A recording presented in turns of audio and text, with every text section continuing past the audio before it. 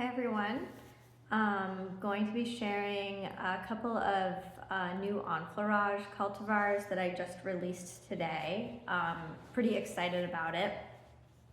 And I'm also offering them at 50% off for today with the code Gardenia50 at checkout.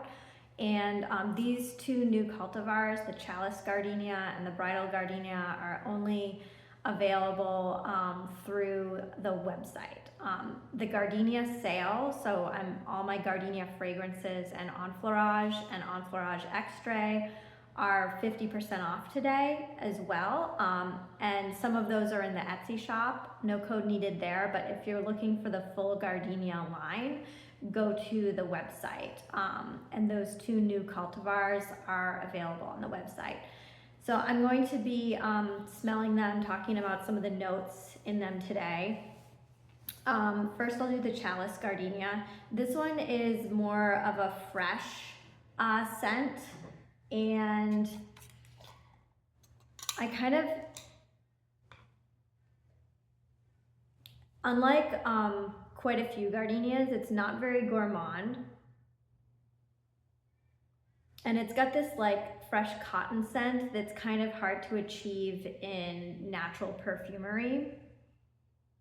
And to me, it reminds me, because there's a dampness, it reminds me of like if you dried your linens on the line in the sun all day, and then you didn't bring them in until after sunset. And so there's kind of, I'm just gonna pause because there's a poor connection. Okay, so there's kind of like a dampness, like from the chill of nightfall, that like when you fold the linens afterwards, you get like the crisp like coolness of the you know, the corner folds and everything, and you have some of that like sunshine still in there, but it's coupled with this like coolness of like the damp night air. And I think that's in this because of the lushness of the gardenia flower. And this Chalice Gardenia has a very like cupped, almost rose-like shape, but I have another cultivar called the White Rose Gardenia that I'm hoping to release sometime soon, that's slightly different. So this one kind of has a rose-like shape, but it reminded me of a chalice, so that's why I called it the Chalice. And then now that I've been smelling it for a while, along with that linen scent and like the fresh cotton notes, there's also this like the green coconut scent. So like a very fresh green coconut scent of black mission fig leaves, which I don't know if you've ever walked by a nursery or a very large fig tree, but it has this amazing like fresh green coconut scent that like if you're using like coconut butter or oil, you're not going to get. That has more of like a baked or yeah, kind of a baked like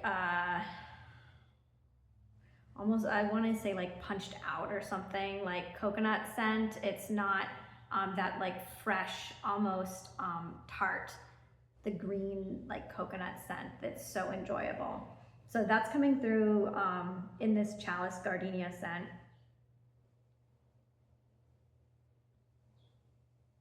And then there's also like this raw like nut milk, so like almost like the skin of like crushed sweet almonds. So kind of a wateriness. A little bit of peach coming through now, which I didn't write down in the description. And then sometimes with gardenia, you can get like rice notes, which are, I find them very beautiful. They're not, they can be starchy, but this one is not super starchy. It's more like creamy, but I wouldn't say it's a fully creamy gardenia. It's definitely still more on the fresh side. Kind of heading towards star jasmine a little bit now. And like there's a very slight banana top note. So not a really cloying banana. It's like a fresh like green banana. So again, those like green notes.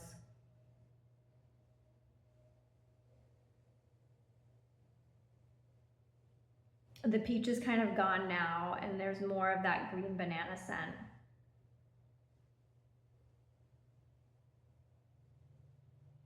So that's the Chalice Gardenia. This one, if you get this one, I would give it a while to bloom on your skin because, as you can tell from my description, it does transform quite a bit. It's a little more subtle than the Gothic Queen or the Melting Sun Gardenia. The Melting Sun is more animalic. Gothic Queen is very lush tropical. This one takes a while to bloom on the skin. So let it warm up, and then after it's warmed up, give it a chance to really develop the full trajectory. And that was just, you know, a few minutes of me smelling it, so it will continue to change over about an hour. The Bridal Gardenia, so I'm gonna move to that one. And this one, you can see the photos of the flower on the website. It reminded me of like the layers of a bridal gown, like a really full like bridal like skirt, especially if it has a lot of layers. So kind of like a tutu, almost like a romantic tutu, and just a really beautiful cultivar. This one is more creamy fruity, and I can say that just from my notes even before smelling it.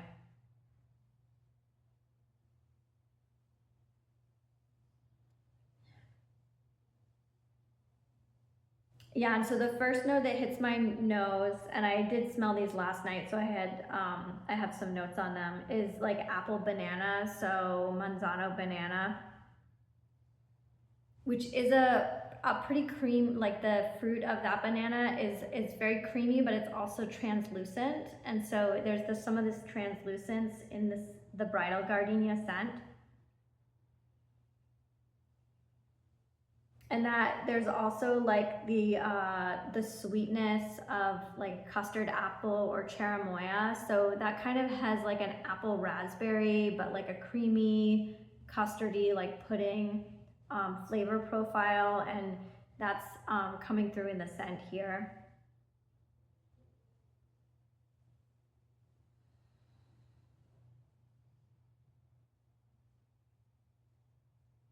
And then there's like a slight vague spiciness, almost like if like a muted cardamom was mixed with caraway. And I kind of associate that with like Formosa or Taiwan lily, which is, the botanical name is Lilium formosanum. So the second word comes from Formosa. And that's kind of a spicy, slightly spicy, but very tropical smelling lily.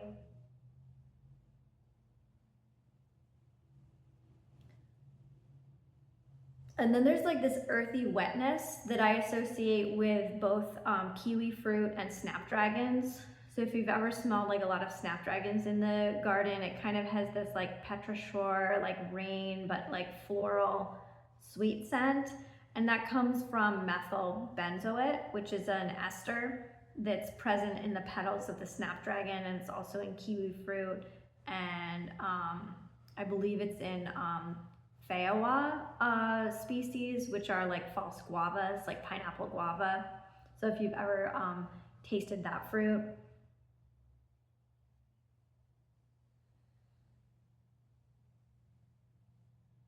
Yeah, so this one is much more creamy fruity, and it's a stronger scent, I would say, than the Chalice. So if that tends to be an issue for you with enfleurage, I would recommend the Bridal Gardenia.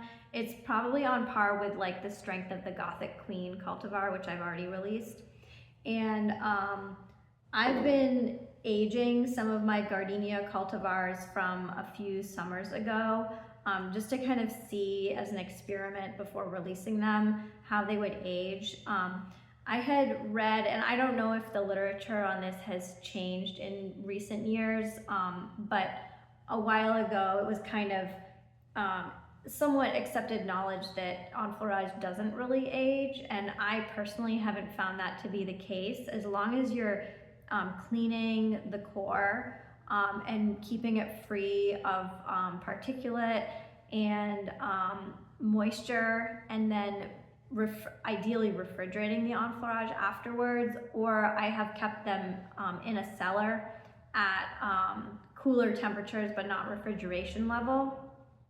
And I haven't had any problem with either mold like developing on it or any like rancidity in terms of like aroma. If anything, they've improved in scent and become more complex and mature. So I kind of wonder if it can be aged, you know, indefinitely like wine can be aged, or you know, other things that are, you know, organic and natural. So personally, and then of course enfleurage extrays, which are the enfleurage core that's then immersed in ethanol, that would definitely have, in terms of like any type of spoilage, an indefinite shelf life. But if you're wondering either about your enfleurage, like that you've purchased or that you've made yourself, it's going to last, I think, as long as, you know, the quality that you put into it. So as long as you're making sure that everything is clean and maintained, it should be fine, kept at a cooler temperature. And one thing I do once I've completed the charging of an enfleurage core with flowers, so I clean it as I'm charging it. So I'm doing like daily, or, you know, every other day depending on the flower, cleaning off any particulate that's come off of the flowers. But then before I pack it up, I will use a silicone spatula to just mix it. And as I'm doing that, sometimes you'll see like a little dirt fleck or a little piece of flour emerge because it might have gotten buried inside of the butter. And so I'm really thorough about that. So I use the spatula basically to whip it almost into a batter, and I'm just examining it for probably several hours, going through that matter to make sure that nothing is, you know, in really good lighting, to make sure that nothing is being incorporated. And when I first started doing enfleurage in 2016, I did have a couple of jars. I'm just gonna pause for a poor connection. Okay, I think I'm back. I did have a couple of jars early on where I realized, you know, after I had packed them up, that there were like a few like particulate that were still in there. So I didn't make that mistake again, and I honestly haven't found anything in any of my enfleurage since then. So if you're really careful and vigilant about the cleaning, it will, I think, last indefinitely and only get better with time. So that's why I'm releasing these two now. I'm pretty proud of how they came out. And I have several others that I hope to release. It's just, sometimes it's a matter of time and what I have time to write up and think about and you know, edit the photos for.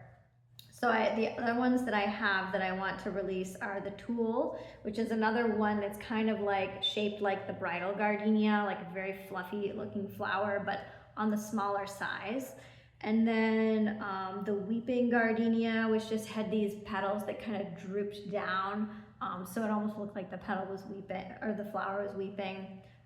Fondant, which reminded me of like the way that pastry chefs can like do like buttercream ice cream, that kind of, and just the color of the petals had that kind of glossy but also opaque look. And then, did I mention the white rose? That was one that very much like the gardenia looks like a white rose. So that was obviously, that's why I named it that.